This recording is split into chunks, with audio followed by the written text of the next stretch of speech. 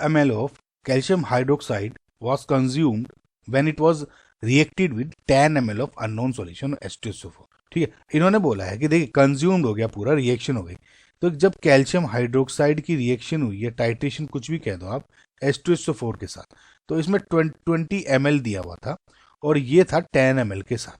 ठीक है, तो ये पूरी की पूरी रिएक्शन हो गई। मे बी सपोज N1 इसकी नॉर्मेलिटी थी और इसकी N2 थी।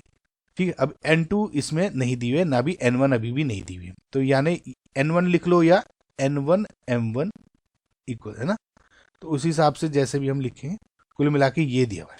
लेकिन इन्होंने एक और कहा कि आल्सो जब 20 ml standard solution of 0.5 ml HCl, जब मैंने 20 ml का HCl है 0.5 molar HCl containing 2 drops of naphthalene was treated with calcium hydroxide, the mixture showed pink color when burette displayed the value of and whereas the burette showed 2.5 ml initially। मतलब ये बोला है कि जो total calcium हाइड्रोक्स देखिए burette है, ठीक है, अब इसमें क्या है कि 20 ml आपका HCl है, इसमें कैल्शियम हाइड्रोक्साइड था, ठीक है, और इसमें 2 ml ये फिनाइलथलीन है ना, कुछ ज़्यादा वैल्यू इसमें रोल प्ले नहीं कर रही, बेसिकली इंडिकेटर।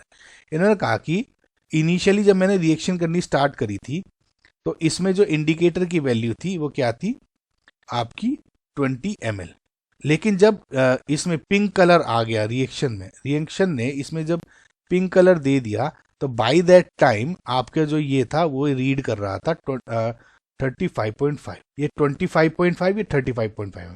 इसका मतलब जब मेरा 20 ml पूरा का पूरा HCl यूज हुआ रिएक्शन में, बाय दैट टाइम जो कैल्शियम हाइड्रोक्साइड कितना हुआ 35.5 माइनस 25.5 यानी टोटल कितना हो गया 10 ml, तो 10 ml हो गया। अगेन मुझे इसकी मोलैरिटी नहीं पता अभी, समझ में? तो अब देखिए the concentration of H2SO4।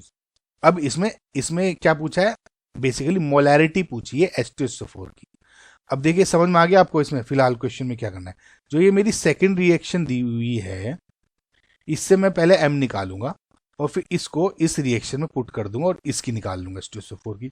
Easy, तो क्योंकि अब दोनों की दोनों रिएक्शन कंप्लीट कंज्यूम हो गई थी तो मुझे पता है N1V1 इक्वल्स टू N2V2। अब मैं इसके केस में बोल रहा हूँ गाइस, है ना, अब यह M1N1 स्मॉल n है ना, V1 equals to N2 M2V2। अब M1 क्या हो गया इसका, तो मुझे निकालना है। N1 क्या हो गया, वैलेंसी फैक्टर बोल दो या एसिडिटी बोल दो, तो 2 हो गया, 2H नेगेटिव से। और V1 कितना हो गया इसका 10 ml हो गया यूज।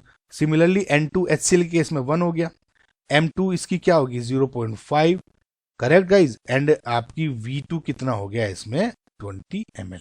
अब इसको जब आप कैलकुलेट करते हो तो आपकी M1 की वैल्यू क्या आ जाएगी, इधर आपकी आ जाएगी 0.5 m।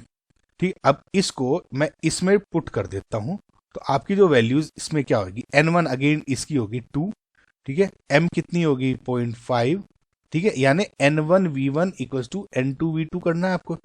और इधर क्या हो गया V1 कितना हो गया 20 ml इक्वल्स टू, अगर अब इधर देखिए राइट साइड में तो ये हो गया आपका, इधर N2 कितना हो गया 2, M2 कितना हो गया M2 मुझे निकालना है, एंड V2 क्या इतना हो गया, इधर हो गया आपका V2 10 ml। समझ में आ गई, से 2 से 2 कैंसिल हो गया और इधर हो गया आपका M2 इक्वल्स टू 0.5 इंटू 20/10, यानी हो गया M2 का आपका 1m, and that is your final answer. समझ में आएगा इस आपको अब तक, तो इसमें क्या हो गया 1 करेक्ट आंसर।